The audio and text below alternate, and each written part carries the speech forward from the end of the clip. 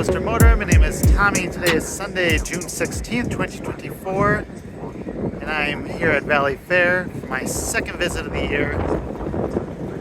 Nearly 90-degree day. Just gonna get some rides in, see if anything is different from my opening day visit just over a month ago. All right, let's go. And I'm in. As usual, I like to go to the left. Here I am at this interesting location again. Doesn't look like there's any signs of life in this eatery location. Right here is where it gets interesting. So this was Zombie High. I believe I've seen the park tease something about aliens for a haunt.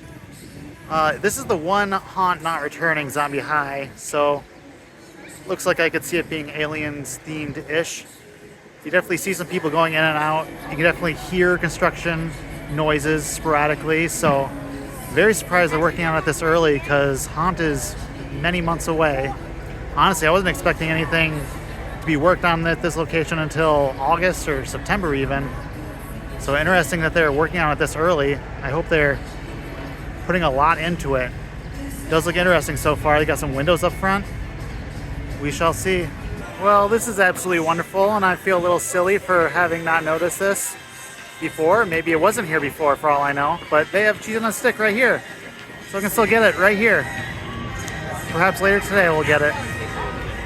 Also, they have various other cheese on a stick, or I should say on a stick type items like pickles or Pronto Pups, as well as obviously French fries.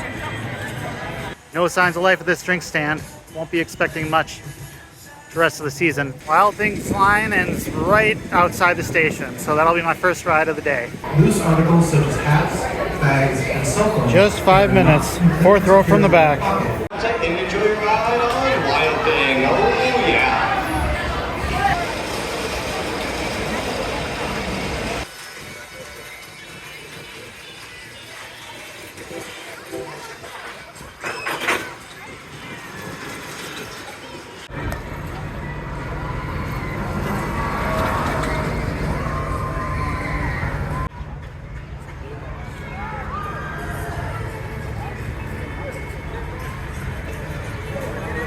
Yeah, that definitely hit better than my opening day ride. Definitely about as strong of the floater air as you ever get on this ride. It's definitely a lot less than Goliath at Six Flags Over Georgia. It's always a fun thing to compare your home park to a brand new park you just went to. And I thought that was the worst B&M Hyper I've ever been. Not that that's a bad thing. I mean, all B&M Hypers I've ever been on have been wonderful, but it's quite a bit better than this. Now, this is a shockingly short line for Mad Mouse. Still not gonna ride because I'd rather get on Renegade, but I've never seen it this short, this late in the day. Still, that's gonna take a while because of the very slow loading procedures. You see all the people lined up on the brake run, just waiting to get off. Yeah, takes up a lot of time, fortunately. The water park looks very busy from here. Definitely a great day to enjoy it.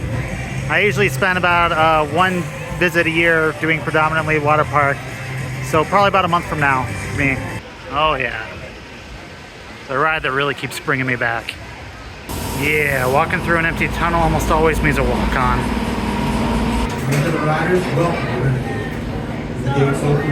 Back row's the best row. 5 minutes. And that'll turn me to our here. Sit up right, hold it tight, and do your ride on Renegade. Yeehaw!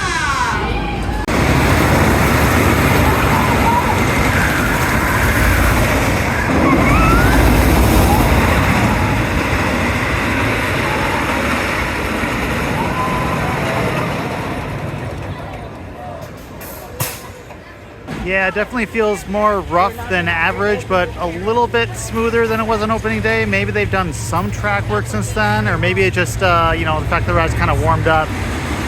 Got more of that mid-season speed to it later in the day, summer day speed, you know. This will always be my favorite theme park tunnel. It's just so cozy. It is good to see Excalibur open. Come on in, guys. Please pick any open row.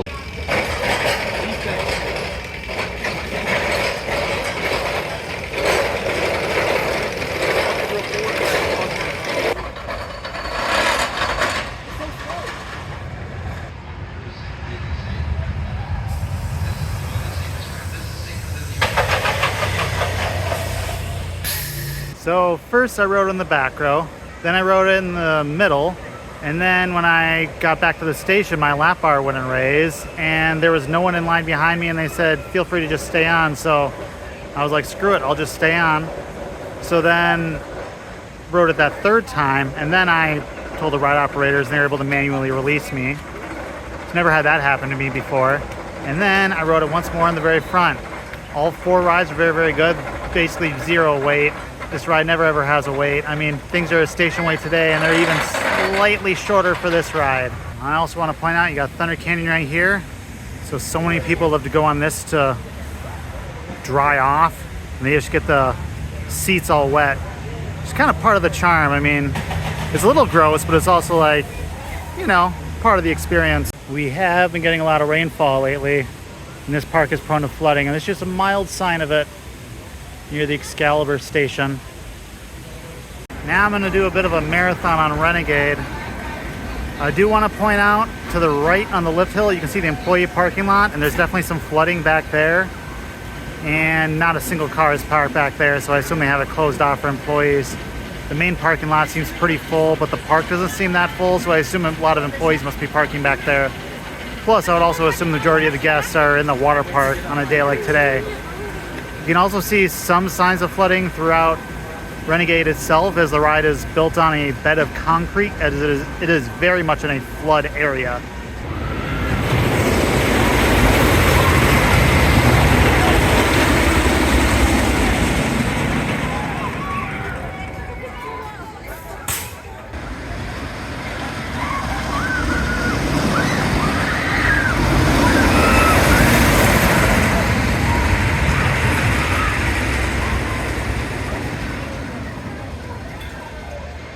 Oh yeah, that really hit the spot. Can't remember the last time I marathon Renegade like this.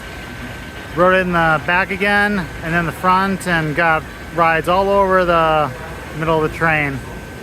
Such a good ride. Only waited about a train or 2 each time, but as you can kind of see in front of me, the line has gotten longer, so decided to call it quits, just because I've gotten enough rides. So I'm gonna go on to something else. Gonna see if they updated their merch at all at this souvenir shop.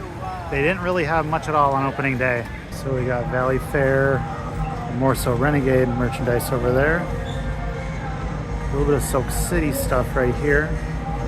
A bit more Soak City stuff / general beach wear. More just straight Valleyfair stuff. And I actually kind of like this. The logo, see there. I should say with the skyline. Hey, the roasted corn stand is open, but I'm not in the mood for corn. I'm in the mood for cheese on a stick. Here she is. It has been a long 2-year wait, because I know I never got one of these last year. Came out to $8.99 before season pass discount and before tax. Came out to $8.77 after season pass discount and after tax. So takes 90 cents off. That's a 10% discount. She is just straight oozing cheese. Had to wait a bit for it, you know, like 10-12 minutes, but ooh, it is fresh and it's very, very hot. I don't think I've ever had one quite so warm and toasty as this. Falls off the stick so easy. It was worth a 2-year wait. Delicious. Yeah, I don't care that it was a little too warm out to be eating something very melty and cheesy. It hit the spot. I did not notice this last time, but Mama Chetta's Pizza is no more. Lots of empty food service locations this year. More than past years, I want to say. Always the best landscape section of the entire park. A lot of times you'll see some sort of a design feature somewhere over there, but they just got a straight little fountain right there. So I usually see a little bit of variety on each visit, but I don't think this is any different from the last time I was here. But that's fine, still beautiful. So you can just see over the fence right next to Loon Landing by the front of the park that there is no land movement whatsoever beyond that fence. So makes a 2025 roller coaster in this spot pretty unlikely at this point, unless they get moving really soon. If this spot is going to be used anytime soon, 2026 is the most likely year at this point. It also looks like the boathouse here did open since my last visit. It is a Coke Freestyle Refresh whatever station, whatever you call it. So you can see there's various icy Coke type drinks in there. So good to see an indoor location. Usually they'd be outdoors where bugs could get it to it.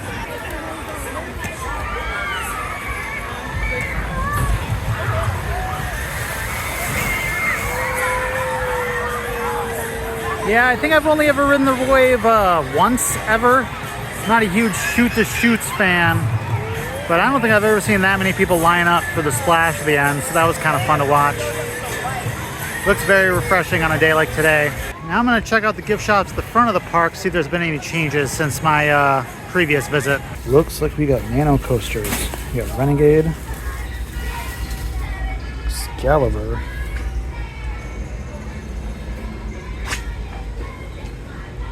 full park skyline, Wild Thing, and back to Renegade. Really like this shirt with all the roller coasters on it. Very nice looking.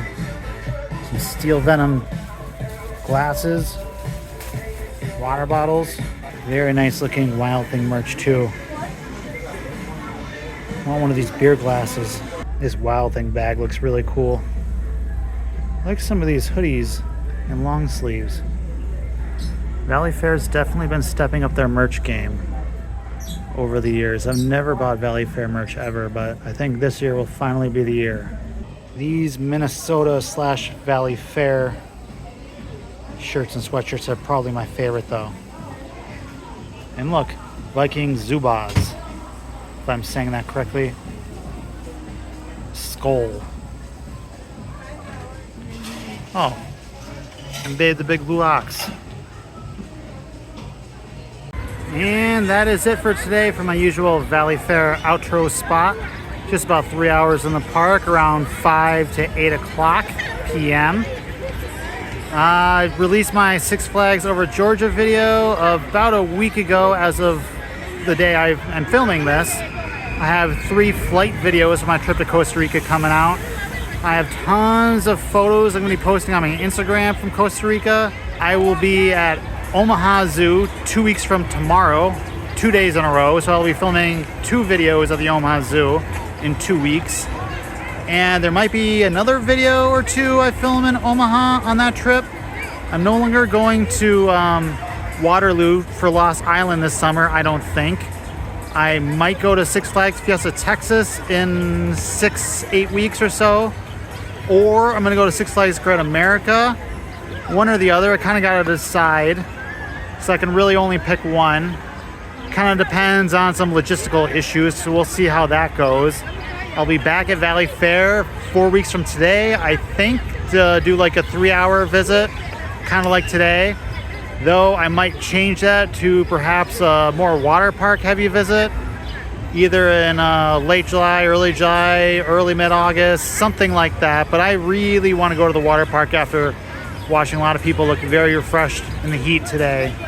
So lots more videos to film throughout the summer, and in the fall I will be here for Valley Scare opening day. It's like the second or last Saturday in September. I will be flashing the exact date on the screen now. I will be going to Valley Scare at least twice, if not 3 times. I'm also planning a trip to Orlando for Halloween Horror Nights and other Universal Studios Resort fun. So I'll be filming lots of videos for that. We'll see, but that's kind of a rough idea of what I have planned over the next few months. Thank you very much for watching. Goodbye.